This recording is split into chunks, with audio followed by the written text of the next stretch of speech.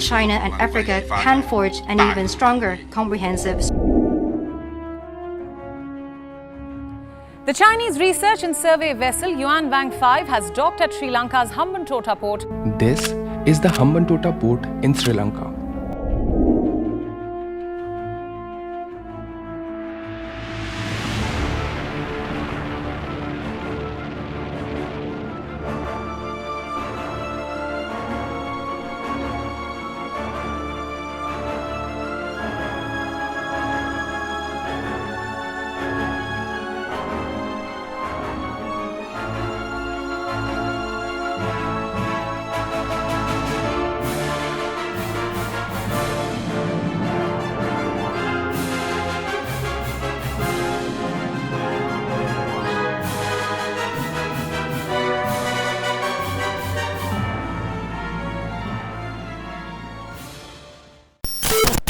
Let's get you some more details now. The Chinese vessel at the Hambantota port is a major cause of concern. 1000亿美元大关，那么未来的话呢？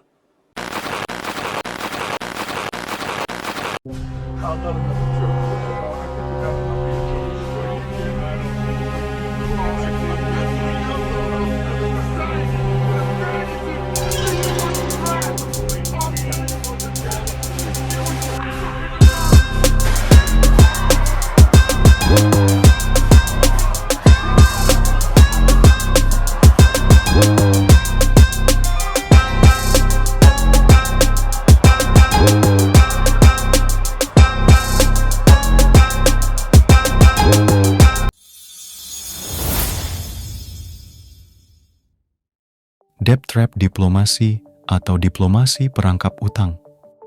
Istilah ini mengacu pada strategi yang digunakan oleh beberapa negara untuk menarik negara-negara berkembang ke dalam lingkaran utang yang sulit untuk mereka keluar. Mari kita mulai dengan menjelaskan apa sebenarnya yang dimaksud dengan debt trap diplomasi.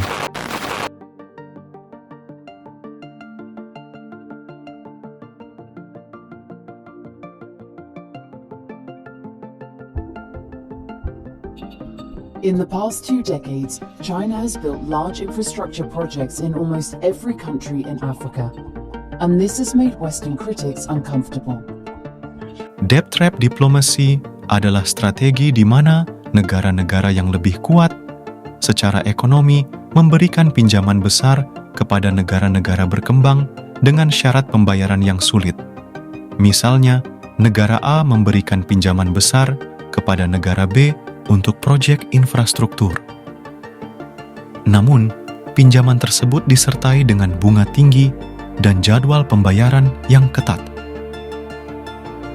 Ketika negara B kesulitan membayar pinjaman, negara A memiliki kekuatan untuk meminta kontrak atau aset strategis sebagai jaminan pembayaran.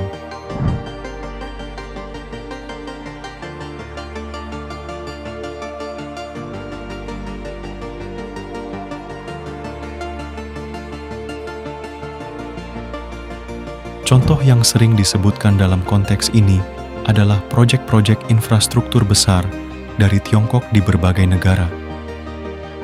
Beberapa proyek ini telah menyebabkan negara-negara peminjam terjebak dalam utang yang sulit untuk mereka bayar.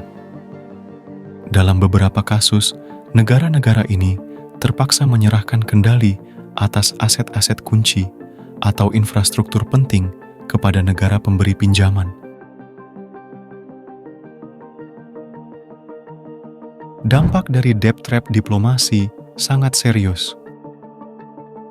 Negara-negara peminjam terjebak dalam utang yang menghambat pertumbuhan ekonomi mereka dan mengurangi kemandirian mereka secara finansial.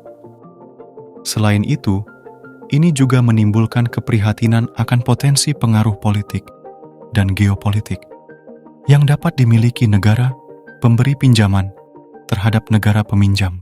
Banyak pihak telah menyoroti masalah ini dan mencari solusi.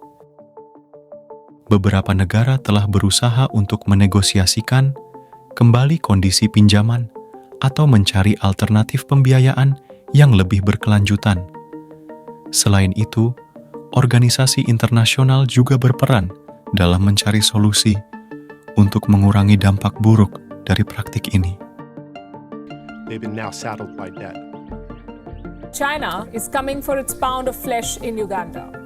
In 2021, the Entebbe International Airport in Uganda came under fire after local media reported that the airport would be taken over by China. We call this a debt trap. After closer examination of the contract, it was found there was no debt trap, and both sides have denied that the airport is in danger of a takeover. Debt trap diplomasi merupakan isu yang kompleks dan memiliki dampak yang signifikan terhadap negara-negara peminjam. Perdebatan tentang bagaimana mengatasi masalah ini terus berlanjut, sementara negara-negara berusaha untuk menjaga keseimbangan antara pertumbuhan ekonomi dan keamanan finansial.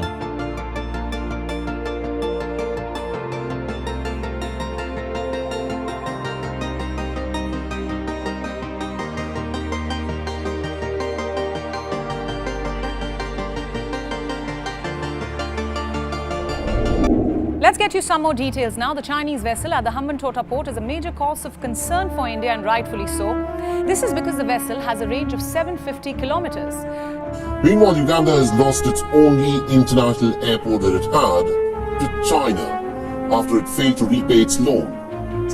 Now, Uganda is the latest African nation to fall into China's debt trap and has had to give up one of its key national assets to China because it was not able to repay the installments of the loan. Debt trap atau perangkap utang bisa terjadi melalui serangkaian langkah yang umumnya dimulai dengan tawaran pinjaman besar dari negara atau lembaga keuangan kepada negara-negara berkembang atau yang sedang dalam keadaan ekonomi yang rapuh. Berikut adalah beberapa tahapan yang menjelaskan bagaimana perangkap utang itu bisa terbentuk. 1. Tawaran pinjaman yang menggiurkan. Negara-negara dengan kelebihan modal atau lembaga keuangan internasional menawarkan pinjaman besar dengan syarat yang terlihat menguntungkan bagi negara peminjam. Pinjaman ini seringkali ditawarkan untuk proyek-proyek infrastruktur atau pembangunan lainnya yang diharapkan akan meningkatkan pertumbuhan ekonomi negara peminjam.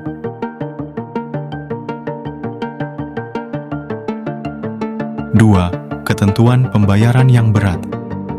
Meskipun pinjaman awalnya tampak menguntungkan, seringkali terdapat ketentuan pembayaran yang sulit bagi negara peminjam. Bunga yang tinggi atau jadwal pembayaran yang ketat dapat membuat negara peminjam kesulitan untuk melunasi utang tersebut.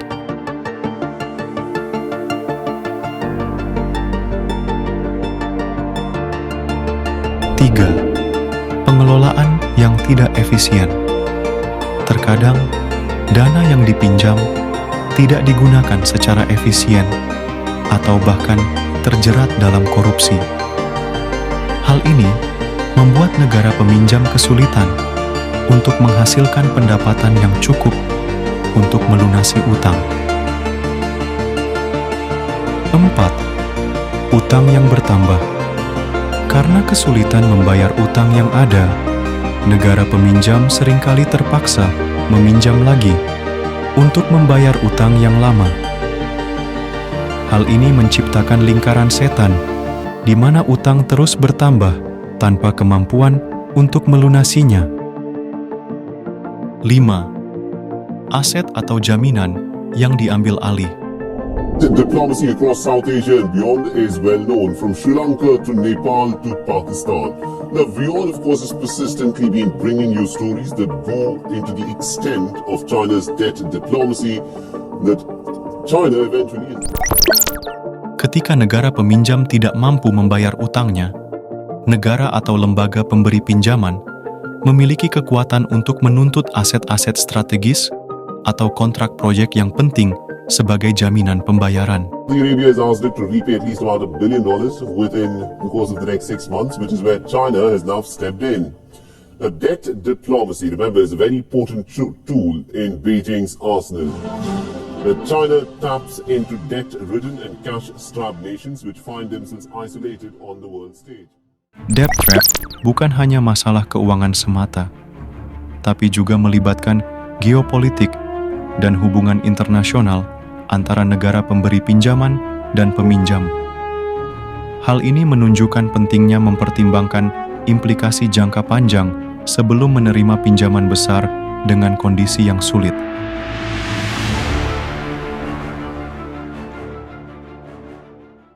Lalu, bagaimana dengan Indonesia?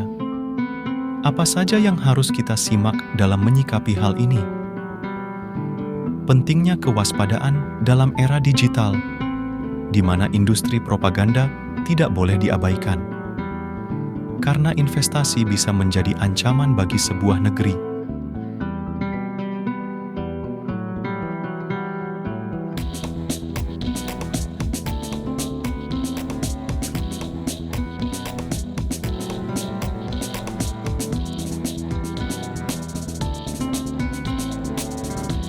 Investasi siluman dengan mengerahkan badan usaha milik negaranya ke sejumlah negara-negara target ekspansi memiliki terminologi yang kita kenal dengan debt trap diplomasi.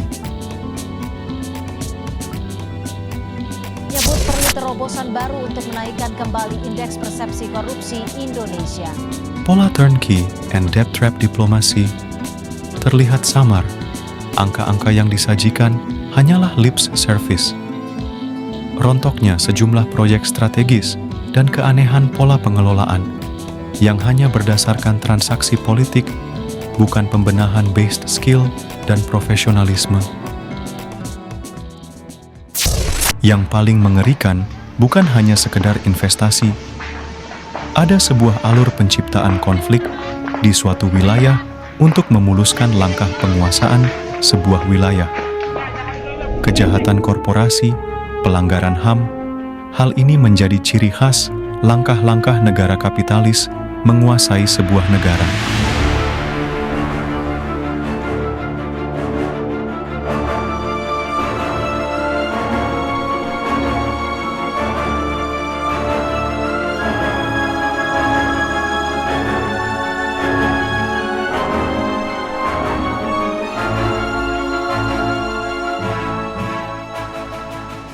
Hadirnya channel ini semoga bisa mengedukasi bahwa ada sisi bangsa yang lain yang melihat bangsa kita. Ledakan populasi, krisis pangan, energi, dan sumber daya alam di fase bumi menua tentu menjadi target negara-negara besar untuk menguasai dengan topeng investasi.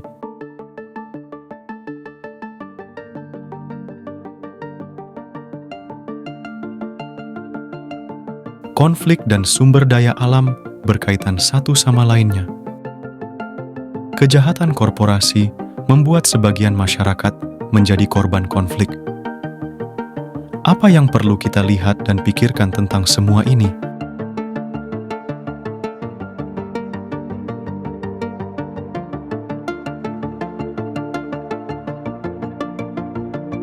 Terdapat beberapa contoh negara yang terjebak dalam perangkap utang atau debt trap, dan ini baru sebagian. Beberapa contoh yang sering disebutkan dalam konteks ini adalah Sri Lanka, Vanuatu, Panama, Pakistan, Zimbabwe, Angola, dan masih banyak lagi. Setiap kasus memiliki dinamika dan faktor-faktor unik yang menyebabkan perangkap utang dan erat kaitannya dengan konflik. Kita akan mengupas koordinat demi koordinat.